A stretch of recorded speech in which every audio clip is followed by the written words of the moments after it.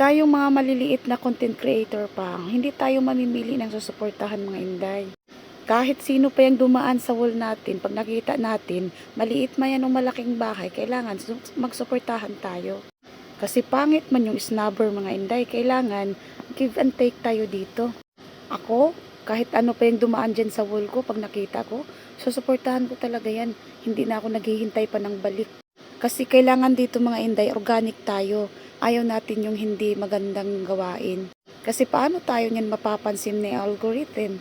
Siyempre, magpaipal-ipal talaga tayo dito. Pero smooth lang. Yung hindi masyadong mapalo tayo, nilulungit. Ikaw, ako, iisa tayo dito. Kaya magtulungan tayo. Maliit pa man ang bahay ko, hindi katulad sa ibang content creator na malalaki. Pero mas nakakatulong ako kasi wala akong pinipili kahit sino ang dumaan dyan.